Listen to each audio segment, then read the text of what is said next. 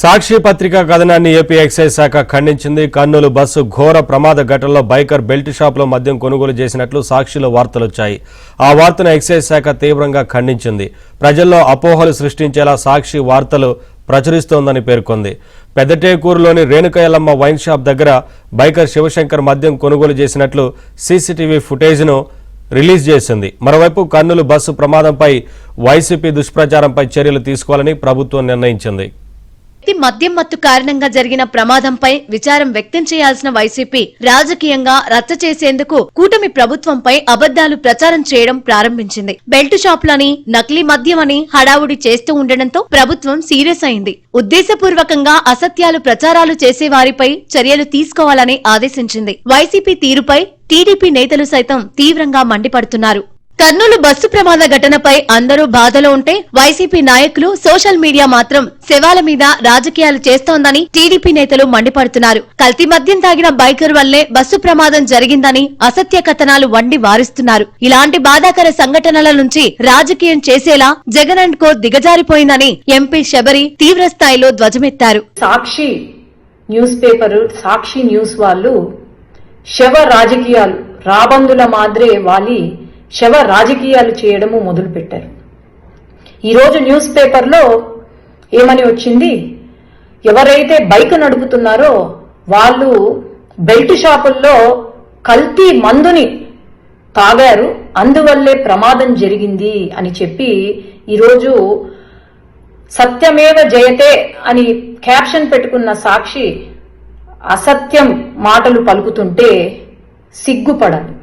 ఏమన్నారండి, బెల్ట్ షాపులో పర్చేస్ చేశారు, అది మిడ్ నైట్ అంటే 12 దాటిన తర్వాత 2:30-3 గంటలకు మద్యము కల్తీ మద్యాన్ని కొన్నారు, అందుకే ఈ యాక్సిడెంట్ జరిగింది అని చెప్పి నిజాలు తెలుసుకొని ఒక సాక్షి న్యూస్ పేపర్ కానీ న్యూస్ ఛానల్ని కానీ ఒక మహిళ నడుపుతుంది.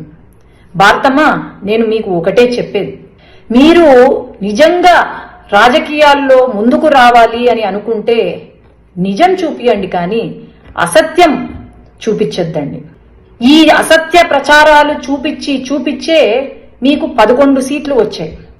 ఇంకా ఇలానే కంటిన్యూ అవుతే మీకు ఆ ఒక్క సీటు కూడా రాదు. ఫేక్ ప్రచారాలు వైసీపీ కేర్ ఆఫ్ అడ్రస్ గా మారిందని, విషాదాన్ని కూడా రాజకీయంగా వాడుకోవడం వైసీపీ నైజమని ఎమ్మెల్యే నజీర్ అన్నారు. శివశంకర్ లైసెన్స్ షాప్ లో మద్యం తాగినట్లు సీసీటీవీ ఫుటేజీలో స్పష్టమైన ఆధారాలు ఉన్నప్పటికీ నిజాలను దాచిపెడుతుందని నజీర్ అహ్మద్ మండిపడ్డారు. సీఎం చంద్రబాబు నాయుడు విదేశీ పర్యటనలో ఉన్నప్పటికీ ప్రమాద సమాచారం అందిన వెంటనే అధికారులను అప్రమత్తం చేయడంతో పాటు సహాయక చర్యలు చేపట్టేలా ఆదేశాలు ఇచ్చారన్నారు. వైన్ షాప్ దగ్గర 7 గంటలకి మద్యం తాగినట్టు ఇక్కడ వీడియో ఉన్నది, కానీ నిస్సిగ్గుగా బెల్ట్ షాపులో తాగారని చెప్పి ఈరోజు సాక్షి హెడ్లైన్లు వేయడం అనేది ఎంతవరకు సమంజసం ఒక్కసారి రాష్ట్ర ప్రజలకు చెప్పాల్సినటువంటి అవసరం ఉంది. ముఖ్యంగా మనందరం కూడా చూస్తూ ఉన్నాం, కేవలం 7 గంటలే కాకుండా మరొకసారి 8:25 కూడా అదే మద్యం షాపులో వాళ్ళు మద్యం తీసుకున్నటువంటి పరిస్థితులు ఉన్నాయి.